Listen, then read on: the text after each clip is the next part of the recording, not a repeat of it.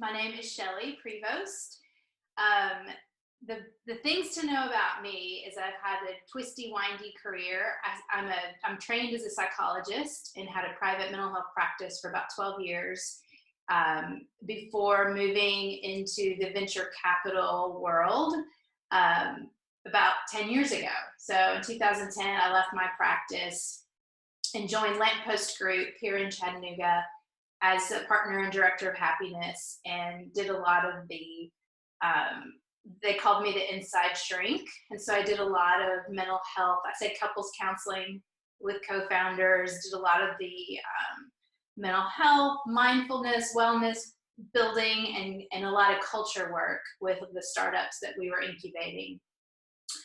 Started my own hardware tech company in 2014. It failed spectacularly. A lot of lessons learned, went through about 2 years of deep burnout, came out of that reinvigorated to go back into mental health and coaching and work with entrepreneurs and founders, hopefully so they can avoid that burnout rut that I got in. Now I am building a new company with my husband. Actually, he just left his job like 3 weeks ago, and then all this happened. But we are building a company. It's called Big Self Collective, and it's a community. It's a school. It's resources. It's books. It's content. Coaching is primarily what I'm doing right now. Group coaching and one-on-one coaching. And we are equipping people with tools and skills to thrive in their work and in their life. My training is in positive psychology, so we're bringing a lot of those skills into the content we're building and the coaching that we're doing. So a lot of it's around anxiety and stress right now, as we're all feeling. So that's my path, and I'm just glad to be here with you all today. Shelley, thank you so much. Or I should say, actually, Dr. Prevost, correct? Yes, just Shelley, though. Thank you so much for sharing that. I look forward to digging in a little bit more and asking you some questions as we get moving forward. Thank you. Mm-hmm. I'd like to next move forward to Will Joseph. Will. Awesome. I appreciate the invite to be a part of this. Still trying to figure out exactly how I get to be here as a panelist instead of, I'm actually excited to learn as much as I am to share in these times. But yeah, my path, similar to Shelley, it's kind of hit a lot of different places. Have spent some time doing training in kind of the corporate world with restaurants, and kind of got my start there. Then really examined going into kind of Christian ministry. So I was trained to be a pastor, and spent some years in that, and then found myself in Chattanooga, married, and very thankful for that, but wanted to kind of start over. And so I started a cloth diaper business here in Chattanooga, and that began what I've come to find out is an entrepreneurial career. And I found myself with co-starters and launch, and kind of helped them grow, and was one of the founders kind of the for-profit side of co-starters. And during that time, because our passion has always been helping communities, and we were just trying to find different ways to do that, I came across this material and kind of this effort that these guys were creating around good startups. And what I saw was in this material, kind of a neuroscience perspective, a ancient wisdom perspective, a business leadership perspective, combined with psychology, all put together in what I felt was a very, very practical way that kind of engaged all of my path in a way that seemed to unite it in a way that could help people. And so I've been doing it now for about 3 years. And our goal is kind of similar to the way that Co-Starters operates, to empower local communities to help entrepreneurs and all types of people in their space. And then also to try and find a way to support others that may not have a local community that really works with them on that. And then that's one side of me. The other side of me, I'm married. I have 2 little boys who are downstairs and running around, and 1 cat. So there you go. Wonderful, Will. Thank you so much. It's a pleasure. Will was actually my co-starter trainer to make me a facilitator years ago, and it's lovely to reconnect and see where you are now. So thank you for joining us, Will. Absolutely. And I forgot to mention that actually Shelley, I had the opportunity to be invited to some of her Big Self work earlier this year. So pleased to have her. Now I'd love Stu, please. Yeah, thanks, Lily. It is really a pleasure to be here. So my journey started back in 2007, my first entrepreneur journey, and maybe back up a couple of years before that. After graduating from college, me and my wife moved over to East Africa, Nairobi, Kenya, in 2005, and then ended up starting a business there in 2007. Would go on and around leadership and team development. Would go on to start a consulting firm during our time that we were there. We were there for 7 years total. We had a break, 3-year gap, where we came back to the States and worked with my father-in-law's business in the automotive industry, and was able to help him sell that, and then move back to Kenya and start a consulting firm around executive team and leadership building. And then in that time started consulting and coaching entrepreneurs as well, and really fell in love with that, being able to walk alongside other entrepreneurs and other startups and helping them mainly around operations and finance part, that side. So moved back to the States in 2015, and when I got back here, started working for an international nonprofit, but also tried to get a couple of things started. And kind of like Shelley, ended up failing miserably a couple of times, and got into a pretty rough place, hard place. Experienced a lot of burnout, a lot of anxiety, frustration in that. And as I was walking with that, knew that there had to be something out there to help me with that, and got introduced to counseling during that time. As our kids were coming back and adjusting, we wanted to help them with the adjustment, and so pursued counseling, and really thought that there must be some things in that can help me in my entrepreneurial journey and the things that I'm experiencing. And so was able to take some of those tools and things that I learned to help me, and then said, well, there's got to be some stuff out there for entrepreneurs as well, and kind of found a lack in this mental health space for helping entrepreneurs deal with the fear and anxiety and burnout that they experience, and then said, well, maybe I can kind of step in and help fill this void. And so kind of pivoting my consulting and coaching to kind of focus on, helping entrepreneurs walk through fear, anxiety, and burnout. And so I started the Unleash startup, and kind of middle of last year, kind of made that pivot in my business to focus working with entrepreneurs in this area and kind of coaching them through that. So I've been doing that for about the last 8 months. And just, continued to see them. Other things I've done, I've worked with Will at Co-Starters in the past, and kind of got introduced with him doing some training for entrepreneurs, and I've gotten connected to the work that he's doing through Good Startups as well. And they've been a really a great organization to come alongside and support some of the work that I'm doing with entrepreneurs. So that's my story. Excellent, Stu. Thank you so much. So during this period of time, as we all know, and I'm sure that's why we have all joined this call, is it's entrepreneurs and business owners have stress, anxiety, burnout anyway. And now with this current situation, the current crisis that is going on, not only from a pandemic perspective, so looking at it from health, but from a financial perspective, the unemployment rate raising by 30%, entrepreneurs and startups and small businesses being greatly affected by the closures of small business. And so there's a lot of angst, there's a lot of wondering about what the future will be. And so, Shelley, I want to start out with you in talking about, you deal with burnout a lot. So this is a very different scenario we are in right now. What types of practices or tips, in addition to just the regular day, would you offer to an entrepreneur, to a person, to an individual at this point in time? What are some of the tools that you would give them or ask them to focus on? Mm-hmm. Yeah, there's a lot. I feel like I've been on anxiety overload for the last few weeks. Certainly myself and, my children, 3 kids, 2 teenage boys and an 11-year-old daughter. And then people coming out of the woodwork that are just really struggling. And so, and I kind of hit a wall a few days ago where I was like, I don't have the answers. I don't know the answers, because I think that we're all looking for them.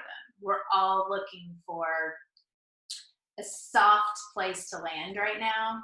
And you're exactly right, Lily. Like, burnout is chronic stress. And so it manifests over time. It's got a few kind of markers that, neurologically, like our nervous system, all kinds of things are happening in the body. What we're dealing with right now, it absolutely is embodied, but it is way more acute.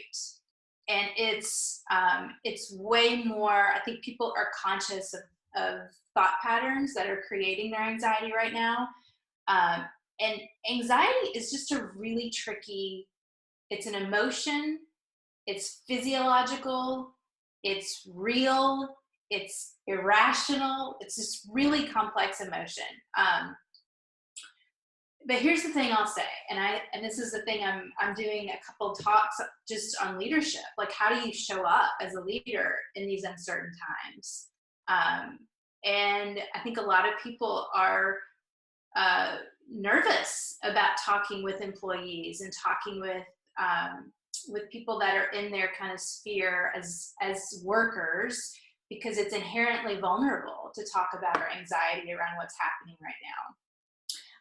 And so we want to avoid it. And I'm telling people that's the last thing we should be doing, is avoiding our anxiety. Carl Jung says, what you resist not only persists, but it will grow in size.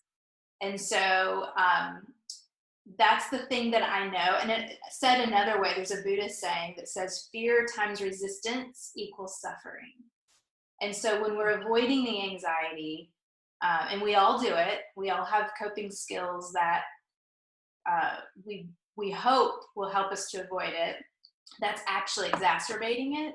And it will only go sideways in another direction in your life. It will come out as irritability or depression or a physical illness. And so the technique that I offer people, like, to go into it, and this is where anxiety is tricky, because you got to go into it, but you can't get too far into it, because then we start catastrophizing, and we start, they call it circling the drain. You just get into this ruminating cycle and you can't stop. So there's a technique, it's actually from, the Army soldier training. It's called Master Resilience Training, that University of Pennsylvania did, gobs and gobs of research around this with US soldiers. And there's a technique that's called PIP. It's PIIP, and it stands for Put It in Perspective. And this has been really valuable for me personally, but I've also seen people really hold on to this as a way to do something with their anxiety without getting lost in it. And this is all it is. PIP stands for Put It in Perspective. So it's 3 steps. The first one is you write down all the worst case scenarios. You write down everything that you blow up in your head that you're freaking out about. For me, my son could get coronavirus. He's always had asthmatic underlying issues. So that's one of mine. The stock market's crashing. We just started this new business and it could tank, and then we have to, what then? So writing down every single worst case scenario to get it out there. It's like, we can't BS ourselves. We can't just fake our way through this. Anxiety doesn't work that way.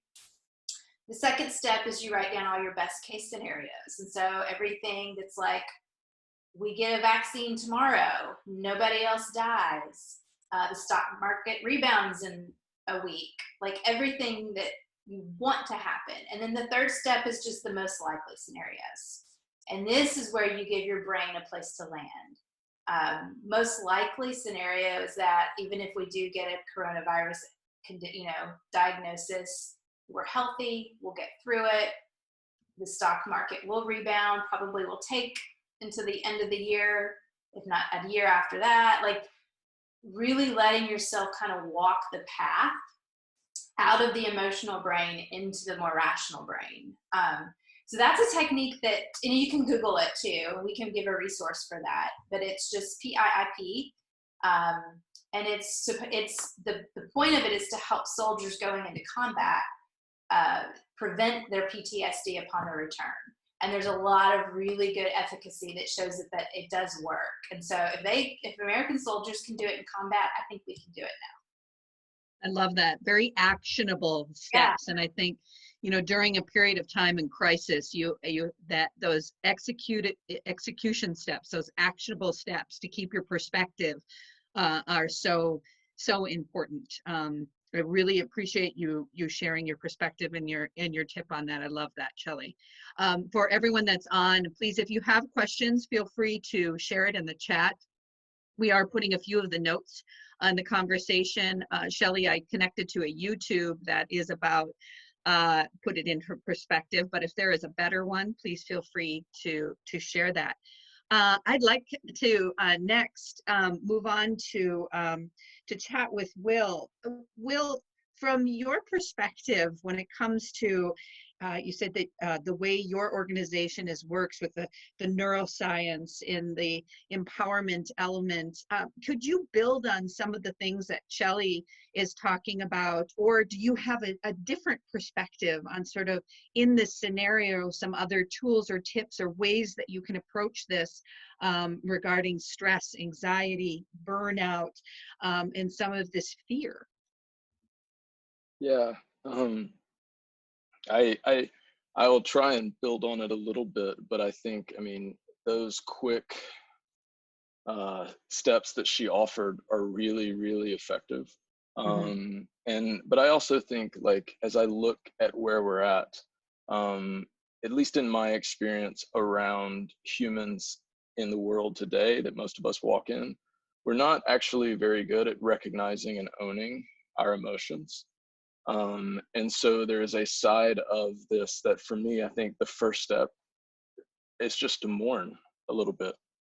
Like, there's a lot that has happened over the past 2 weeks, and we can get into the blame game. We can look back at all the things the positions we could have been in.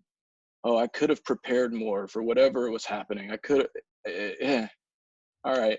I think there's just a sense of none of us probably saw this coming, at least to the extent that it's happening. And even if you did, how can you prepare? So just releasing a little bit, owning the sadness that we feel.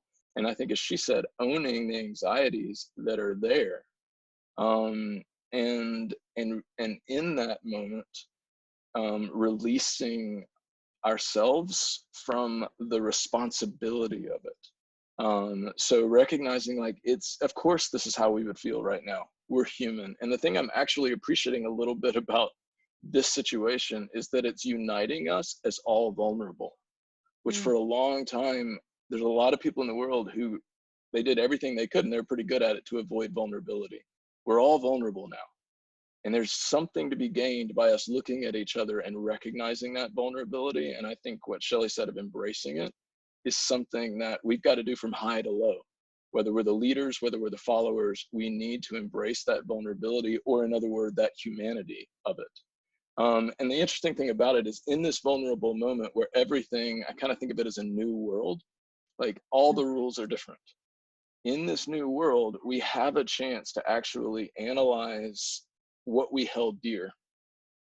And so, I was an entrepreneur, I was a pastor, I was a father, I was a quasi movie buff. Okay. So in this moment, that's all, the whole world's changed. I actually have the chance to open up and say, are all of these still possible? Is that what I want? Why do I want it? And then be able to say, I actually don't want that anymore. Or I do want that and I actually want to double down on it. I get to realign myself because it's just a chance to take that and do that. And then recognize that as soon as I say, this is what I desire, fear is going to come with that. It's because fear and desire are connected. And so there's no point in feeling fear about the things that we don't want to feel fear about. Like if I no longer want to be a movie buff, why am I feeling fear? Because there are going to be no more movies coming out in 2021. I don't know. Like I don't care anymore. So let me let that go. But I do want to be a good dad. And how do I be a good dad in the midst of this? How do I be a good boss? Okay, those are questions worth pursuing. And then I think, take analysis of the situation. But one of the keys for me in this time with fear and anxiety is recognizing the space between the moment my brain must treat it as actual survival, cut off, go into fight, flight, or flee. Excuse me, I'm not very good at that. Or freeze, all of those. You know what I'm talking about. Basically, stop being creative and just survive. Most of us are not at that place yet. So let's recognize that space and see that space, own the part that we need to, the fear, but then recognize we also have that space to get creative. And so if we can see the space between when it's going to happen and now, or it might happen and now, then we can, instead of sitting in that cycle that Shelley talked about, we can actually say, I desire that. And instead of getting afraid of it, how do I get creative about it? And that's a lot of how our process is, of just owning what you feel because you're human, and that's good. If you didn't feel any fear right now, I would be worried about you. Maybe you're a robot and they've already taken over and, my movies are coming true. But I don't think you are. If you feel fear, then we all can relate. But then how do we not stay there? And how do we turn it into creativity, give ourselves the space, the breath, the writing out of all the different scenarios like Shelley mentioned, and really get creative to bring our best self forward, even in hard times, to do the best that we can. I love that, Will. That's such just powerful build off of what Shelley shared, and some added tools. I was reading the other night a Harvard Business Review article came out that said that it's called "That Discomfort You're Feeling is Grief," and connecting this current scenario with actually a loss. And I think you really tapped into what the article talks about, is like that it's okay to move through the loss and that vulnerability. I'll actually put the article over on the side, but the vulnerability that comes with grief, and the journey that comes, the stages that come with grief, and that this right now, we are losing a world that we knew. And so how do you move through that, and how do you allow yourself to then, as you said, Will, that tap into creativity? I think that that time is coming in this journey, and I just really appreciate how you talked about that. And can I add one last thing? Yes, please do. Move on to Stu. No, please. I just wanted to comment on that, really acknowledging that some of those things you said there. Yeah, building off of what you said, I saw a post that was written on basically the Chinese in the Hong Kong subway, and I can't remember the exact quote. I'm terrible at it, but basically it said, we all want to return to normal, but we didn't like the normal before. And I think that's the piece. Like, we need to mourn what's hurtful that was good about what we lost, but we all know the world was inequitable before. We all know that there's a lot that needed changing.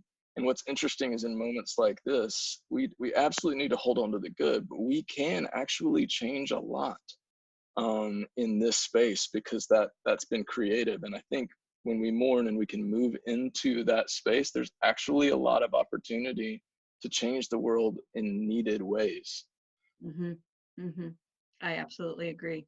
Thank you. Thank you. Again, participants, please feel free to put any type of question you have for any of our speakers as we're moving through this conversation.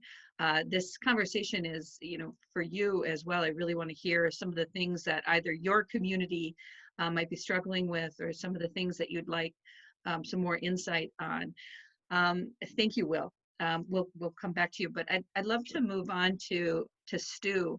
And you know, we're talking about this element of grief, this element of mourning, but then the resilience to move forward, and how to do that. And as an entrepreneur yourself, as somebody who has iterated and moved forward, Will, you have, Shelley, you all three have. But Stu, can you build on some of the things that Shelley and Will have talked about in terms of tips to move through this, ways of looking at it, and maybe talking about that idea of resilience in entrepreneurship and business owners, and this, how do we bring that to this situation in a different way? Yeah, I'll try my best. There's been a lot of good information shared so far, but yeah, I think what you're bringing up is a really good point. I think what the startup and entrepreneurship community tries to do is kind of jump too fast to that resilience of, hey, we got to pretend like nothing bad is going on and just kind of power through it, and that's an unhealthy way to do that. You know, as Shelley and Will have mentioned, you've got to take that time to, you know, have that loss and that grief. And, you know, I think that's a really important part. If you're going to get to that resilience, you've got to do that, because if you don't, you know, like you said, we're all experiencing these feelings, and whether we choose to acknowledge them or not, they are clouding the decisions that we're making. They're clouding our creativity. And so if we don't do it, we won't be able to move in a clear path. We won't be able to use our creativity, get to a place of clear decision making, so we can be resilient and bring kind of the best of who we are during these times. And so, yeah, I mean, that's, you know, some of the things that I work with entrepreneurs, or some of the things I've already mentioned, you know, taking that time to kind of step and say, okay, what are some of the things I'm feeling? Why am I feeling this way? What is some of this grief and loss that's been taking away that I'm uncomfortable with, that I'm feeling anxiety about? And then really having that self-compassion to say, yeah, you know, this is hard. You know, this is something I've never been through before. I'm having to change ways that I got comfortable in, and that you know, that my business was thriving. Maybe I was personally thriving, and maybe some of them, you know, you weren't thriving, but it's still that grief, and we need to have that self-compassion and say, yeah, this is hard. We don't really know what to do. We've never been in this situation, and just take the time to acknowledge that. And, you know, some of it may be, I need to just sit with that for a day or two and really let that sink in, before I'm ready to let that resilience kind of take over. And so I think that, you know, that kind of grief, loss, like Will mentioned, really helps us, you know, be compassionate to ourselves, so that we can then start to move on and start to bring, you know, the best of our abilities. And so I think when we do that, after you kind of have that self-compassion, then start to move into, okay, what am I grateful for? What are the things that I still have that I really appreciate? You know, and that could be parts of your business, it could be your family, it could be other things, you know, other interests, like Will mentioned, that are still a part of you. And say, okay, well, how can I move forward with these things? And now that I've, you know, done some of this reflection, you know, I've sat in my feelings and really tried to understand what I'm feeling. Now, how can I kind of shift those and say, okay, that's the reality. This is where we're at. Now that I've freed up my mental space a little bit, let's start to think creatively about what's ahead. What opportunities are still out there? How can we pivot if we need to, and start to take advantage of these opportunities? You know, how can I come around and have a community that supports me? You know, because that's something I really do need, so that they can help me kind of see, okay, you know, yes, we're in a hard time, things are bad, but what opportunities are out there? And how can they encourage me? And how can I encourage them? And how can we look at this new normal? You know, essentially, you know, I was listening to someone this morning say, you know, we're starting to create a new normal that is different from our old normal. And that's hard and that's difficult. And we need that community and that encouragement coming around us and supporting that, so that now we can move forward and kind of make that decision and say, yes, things are hard, things are different, they're difficult, but what can I do despite of those things? You know, and there's still going to be things I have to work through. There's still going to be issues going on. There's still going to be hurt and loss. But now, how can I clear up the mental space so that I can go out there and I can be creative and I can make some of these tough decisions moving forward, even if that means I have to totally change the focus of my business moving forward. But now I'm in a good mental space. I'm in a good, approaching that from a healthy disposition where I can make clear decisions on how we move forward and how we take advantage of what opportunities are out there right now. Excellent. Thank you, Stu. I absolutely agree. It's like, there's so much noise around with everything going on right now. You need to have such a clear focus to be able to make sure that you're looking forward along with taking care of yourself in the now. And I so appreciate those things that you said. We actually have a great question that moves perfectly into the next portion of our discussion. And I'm going to bring it up that one of our listeners would like to know, would love to hear about what everyone is reading or listening to right now that you feel provides leadership and or insight into these unprecedented times. And in association with that, is there reading that you can do to help deal with these unprecedented times, right? Or other resources? And I want to open this up to Shelley, Will, or Stu. Shelley, would you like to go first? Do you have some suggestion? Well, Paul and I both serve on the Center for Mindful Living Board of Directors. So, okay. Excellent. I don't think that was here that you had the question. So, yeah, I think it's really, it's easy for me to get into my head in this place and try to use all my like tricks that I do on other people on myself, and they don't work as well. What's really working right now for me is mindfulness. And I'll throw some links up here in the comment section. I just started a class, actually it's free, on Udemy, and it's called Mindfulness for Anxiety and Sleep, and it's with Tara Brock.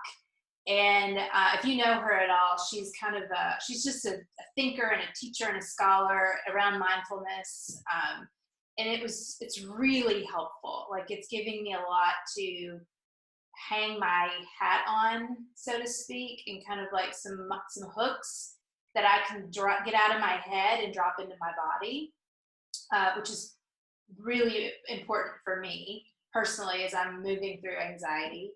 Another book is Pema Chodron. I think I'm saying that right. She's a Buddhist. Pema Chodron. Yeah. Pema Chodron, yeah. The When Things Fall Apart. I actually got that a few months ago and kind of glanced at it, but now I'm really reading through it. And again, I think it's just some really helpful hooks to hang some stuff on. The other thing I want to mention too, I signed my boys up for this class on Coursera. It's the Science of Wellbeing. It's a Yale course, and it's free. So they're offering this class for free online now, and I'll throw the link up there. But it's I think 14 modules of the science of well-being. And so, Will, I loved what you were saying about, we have space and capacity right now to really, if we let ourselves, if we can shift our mindset a little bit, we have some time and space to really reevaluate. And so we're using this homeschooling time, to go through this course and really look at what are the pillars of a life well lived, and kind of auditing our own life as a family right now, and really using this to get into some deep conversations. And my kids are older, so it's fun. But those are some things that I have found really valuable, not only for myself, but for people that I'm working with, and trying to lead through this crazy time. Excellent. Thank you so Lily, much. Can I jump in really quick? Yes, please, David. Hi, everyone. Let me see if I can turn my video on. Hi, everyone. David Panraj, work with Lily. Now, this is such great content. I've been soaking it in. We're also recording it. So we had a lot of people. There's so many webinars now, they don't know where to go to. So they've asked us all to record it. So we're going to record it and share it. We'll also send you all the link to share on your platforms. So a couple of things that I had questions on, thoughts, and really open to all of you. one was around ways to cope with it. For the first time, I realized that I read, actually listen to like an audiobook a week. But this is the first time I've actually not turned anywhere to listen or read. And I wonder why. For every other instance, I'm always like looking at best places to learn, grow. I don't know if it's the amount of noise or if it's the amount of panic that we see on cable TV. But so one of the things that I was wondering is, I think meditation, which is not listening to anybody, if that could be a great way, because I read the 10% Happier book by Dan Harris. I don't know, if he's a professional and if if he can be recommended for meditation, but some of the things he said were very thought-provoking. So I wanted to kind of get your take on meditation as a way to kind of deal with some of the stress and anxiety, because while some of this is artificial or panic might be not real, it's starting to hit home very quickly. One of the people on our team is not on the call today because she had one of her classmates pass away from this. And she's only like 25 years old, right? So very soon, and I mentioned this to my wife, and her reaction was, or maybe wife or one of my teammates, I don't know whose reaction, but somebody said, this is going to start happening to all of us very soon. Somebody we know we're going to lose, right? And then it becomes real. And it's not even about panic, it's more about grief. And so those two things I kind of wanted to get all your opinion on, because I feel like that's also really relevant to what we're dealing with. Stu, you've unmuted yourself first. Please feel free. But Will and Shelley, please, I'd love to get your thoughts on this as well. Stu, go ahead. Yeah, I think what David is getting at is some really good stuff, and I think it's more important now than ever that you take time to take care of yourself. And that can look like that meditation in the morning. For me, being a spiritual person, it's me spending time in the scriptures, it's spending time in prayer, and different people. I do that, but I also get up and I've made sure I've tried to work out for at least 30 minutes at least every weekday. And that just gives me that space to move and kind of get these feelings and this jitteriness that I'm feeling, out. And so it looked like that. Also, I've noticed my need, because it's easy to feel the overwhelming pressure of, hey, things are different now. Things are harder. I've got to work even harder. I've got to, put in more hours. But that's going to take me to an unhealthy place. Like I said, that's going to start to cloud my creativity, start to inhibit my decision making. So I've started to notice that I need to take care of these other parts of my life, because things are harder, not only in my business, but at home. I've got my kids, are doing school from home. My wife, she runs her own business as well. And so we're having to balance the kids. And so I've noticed I need to shut down every day between 4 and 5 o'clock and make sure that I pour myself into them. And even during the days, sometimes I may have to swap off with my wife. But also on the weekends, we've noticed that we have to shut everything down and as much as possible, just spend time together as a family and make sure that we're in a healthy place as a family, so that I know that that's going to help me in a healthy place where I can take care of my business. So we've been, kind of shutting down on the weekends, going out for a hike, spending some time, together, checking in, say, how is everybody doing, making sure that we're all in a good place. And I think that's what you have to do. You have to set aside that intentional time during the week, whatever it looks like for you. It could be meditation, it could be prayer, it could be working out, it could be going for a hike, but making sure that you're taking time during this difficult time to focus on yourself and making sure that you're doing things that are getting you to a healthy place. Thank you. Will, do you have something to add to that? Yeah, I'll just, I think, and this gets a little kind of individual for each of us, but I think it's really important to go to where we find hope. And I think we've been hitting it across the board, and I think it's different for each of us. But for me, in times like this, I'm almost really tempted to just read fiction, because the more I read the tips and tricks, the more I'm like, this all falls on me, and there's only so much I can do. I am one person, and I can improve, and I'm not at all trying to say that I can't.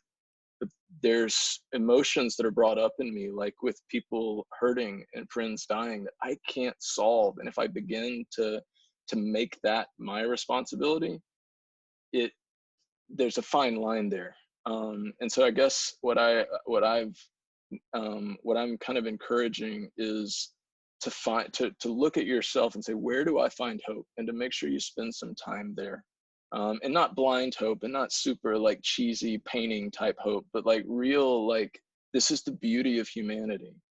And what I think I've seen is like, and I'm being reminded of even in this, is that so often there is so much beauty that comes out of darkness, the dark night of the soul, the learning that people have through suffering. I was listening to a book called The Book of Joy, with the Dalai Lama and Desmond Tutu, who Desmond Tutu has experienced such like hard times, and to see his joy in the midst of things that have happened. We're not the first people in the world to experience hard things, and to listen to people who have gone through hard times, experience the full range of what it means to be human, and come out joyous. I think there's a lot to learn there. And I think we can see that both in fiction and in nonfiction. And instead of turning away from the darkness or trying to go around it, I think it's actually wise just to go through it. Now, that doesn't mean we always do it and we do it without thinking about it and not being prepared. But I think there is value in actually leaning into the darkness and saying, what is there for me to learn here? And seeing kind of the darkness before the dawn and what the dawn might be, and move into that. So wherever you find hope, I can give good Christian resources that I've been looking at. That's where I find my hope. But then I also give some good fiction writers that I'm like, oh man, my heart sings when I read that. And that is what my heart needs right now, is to sing even in the midst of the darkness. Can I add to that? Yeah, yes, please. Please, Shelley. That we're not meant to do this alone. Absolutely. And this notion that that somehow we can outthink this, or we can out meditate this or out anything this, is the fiction, right? Like I think the best thing we can do right now is take care of each other. And there's the fight, flight, freeze response. There's also a tend and befriend response when we're under stress. And I see that happening everywhere. So I think with intention, and to me, that's hope. Like if I'm not a very good meditator per se. I love my solitude time, but I get lost in my head a lot. So when I'm in service to someone, that's hope for me. So I think that however we can find that with each other through calls like this, through the ways that we are trying to creatively be together, is super important right now. Shelley, I totally agree. I do have a specific question that I want to address about resources, and I'll put it out to all three of you. Is anyone on the call aware of reduced costs or free online therapy telemedicine options that can be shared with startup networks? Are any of you, Stu, Will, or Shelley, aware of something like that?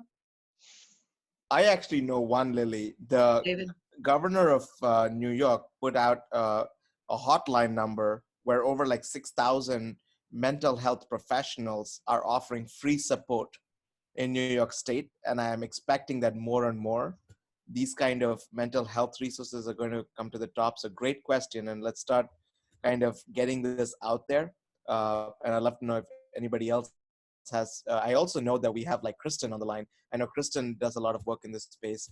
But if you guys have resources, please pass it along so we can kind of get this out into the communities. Yeah, it was actually Kristen that asked the question, so I just wanted to put that out there. You don't have to answer it right now, but we have been collecting some on our startupspace.us website, and we have some. Susan shared the Global Accelerator Network over on this side as well. Can I add something to that, Lily? Please, Will.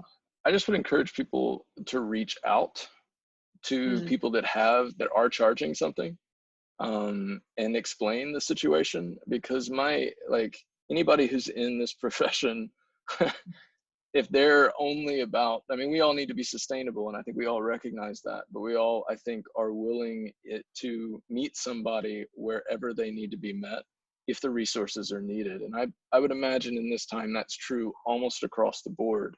And so even if there is a price, I would encourage people to reach out and just ask, and you might be surprised what you find. I agree, totally. That's really great advice, Will. I think that sometimes we forget to do that. And I think now is a really important time to do that and to ask. I mean, the easiest thing is somebody can say no if they have to. But Yeah. I want to open, go ahead, Stu, please. I was going to say, yeah, and I think what was great was Shelley mentioned that we can't do this on our own. And so there are, you know, a lot of places there are communities to be a part of. I know here in Chattanooga, we have one called 1 Million Cups. It's specifically for entrepreneurs. And so I'd encourage you to look at communities like that have free meetings. Then maybe they've had to move them online into platforms like Zoom. But yeah, like search in your community and see, are there, you know, meetings specifically for entrepreneurs? And it's going to be a great place for you to go and just to voice kind of some of the things that you're struggling with, and hear from them that they're struggling with the same things and come alongside you and encourage that. And so I think it's really important to stay connected to the community during times like these. Mm-hmm.